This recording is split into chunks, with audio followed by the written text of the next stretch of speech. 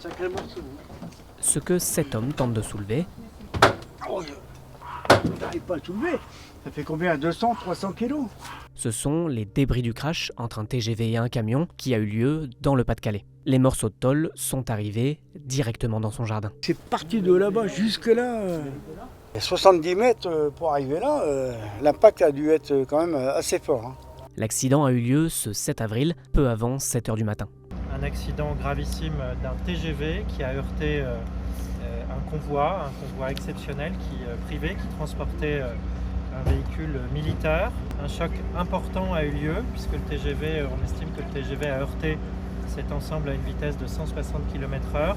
Le choc a eu lieu précisément ici, sur le passage à niveau de Mazingarbe entre Béthune et Lens. Vers 6h45, le TGV Dunkerque-Paris percute le poids lourd juste avant d'avoir klaxonné. Il parcourt ensuite plusieurs centaines de mètres avant de s'arrêter. On a entendu un gros boom. Et j'entends un gros boom, Ça nous a réveillés. et je regarde par la fenêtre et je vois un truc passer avec une espèce de fumée derrière. Il y avait le feu au début, hein, donc on l'a éteint directement. On a appelé les pompiers. C'était un peu le scène de chaos. Hein. Parmi les 246 passagers à bord, le conducteur du TGV est mort pendant l'accident et 2 autres personnes sont en urgence absolue. Alors je dois vous dire que ces personnes vont bien.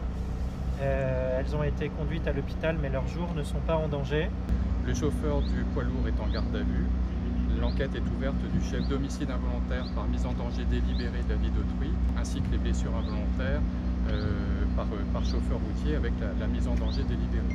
Donc vous comprenez bien qu'à ce moment, il est beaucoup trop tôt pour pouvoir distinguer les causes de ce dramatique accident, mais je reviendrai vers vous lorsque j'aurai davantage d'éléments.